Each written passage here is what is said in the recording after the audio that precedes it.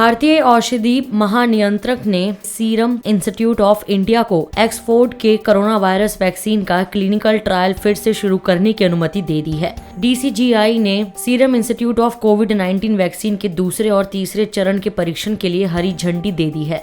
Serum institute Bharat में Oxford university के vaccine को ब्रिटेन के एस्ट्राजेनेका के साथ तैयार कर रही है। भारतीय औषधि महानियंत्रक डॉक्टर VG सोमानी ने मंगलवार को सीरम इंस्टीट्यूट ऑफ इंडिया को ऑक्सफोर्ड के कोविड-19 टीके का उम्मीदवारों पर क्लिनिकल ट्रायल फिर से शुरू करने की अनुमति दे दी। एस्ट्राजेनेका की तरफ से ब्रिटेन में ऑक्सफोर्ड की कोरोना वैक्सीन के ट्रायल पर रोक लगाने के बाद भारत में भी इस वैक्सीन को तैयार कर रही सीरम इंस्टीट्यूट ने इसके ट्रायल को रोक दिया था।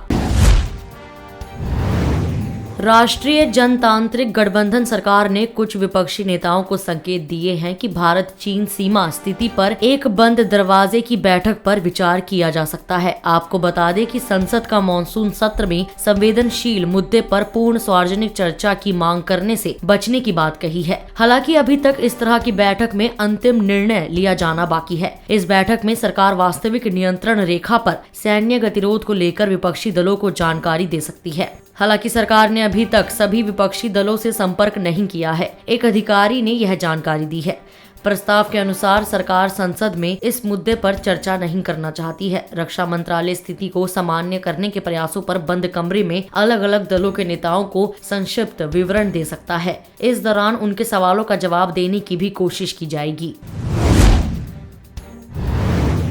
भारत ने मंगलवार को पाकिस्तान को आतंकवाद का केंद्र बताते हुए कहा कि इस्लामाबाद किसी को अकारण मानवाधिकार पर व्याख्यान न दे, क्योंकि उसने लगातार जातीय और हिंदुओं, सिखों और ईसाइयों समेत अन्य धार्मिक अल्पसंख्यकों को प्रताड़ित किया है। यहाँ मानवाधिकार परिषद के 45वें सत्र में पाकिस्तान की ओर से की गई टिप्पणी पर जवाब देने के अपने अधिकार का इस्तेमाल करते हुए भारतीय प्रतिनिधि ने कहा कि झूठे और मनगढ़ंत आरोप लगाकर अपने कुत्सित इरादों को पूर्ति करने के उद्देश्य से भारत को बदनाम करने की पाकिस्तान की आदत हो गई है। भारतीय राजनयिक ने कहा कि ना ही भारत और ना ही किसी अन्य को मानवाधिकार पर एक ऐसे देश से आख्यान सुनने की जरूरत है जो लगातार अपने जातीय और धार्मिक अल्पसंख्यकों को प्रताड़ित करता रहा हो। यह आतंकवाद का केंद्र है। संयुक्त राष्ट्र की प्रतिबंधों की सूची में शामिल लोगों को पेंशन देने की इस देश की विशेषता है और इस देश के प्रधानमंत्री ने गर्व के साथ जम्मू कश्मीर में लड़ाई के लिए हजारों आतंकवादियों को प्रशिक्षण देने की बात स्वीकारी है।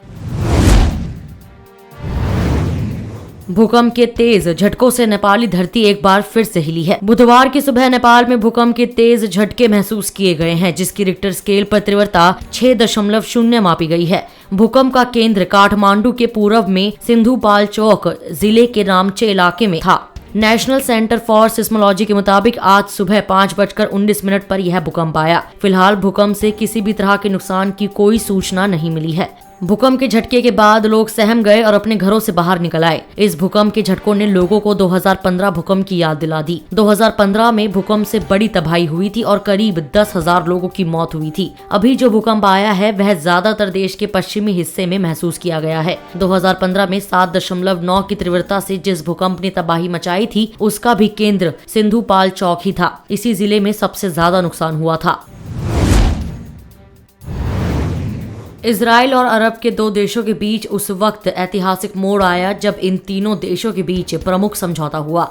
व्हाइट हाउस में अमेरिकी राष्ट्रपति डोनाल्ड ट्रंप की अध्यक्षता में हुए खास समारोह में इजराइल ने राजनयिक संबंध सामान्य करने के लिए संयुक्त अरब अमीरात और बहरीन के साथ व्हाइट हाउस में शांति समझौते पर हस्ताक्षर किए। अमेरिका के राष्ट्रपति डोनाल्ड ट्रंप, इजराइल के प्रधानमंत्री बेंजामिन नेतन्याहू, UAE के विदेश मंत्री शेख अब्दुल्लाह बिन ज़ायद अल नहयान और बहरीन की विदेश मंत्री अब्दुल्लातिफ बिन रशीद अल ज़यानी समझौते के दौरान मौजूद थे।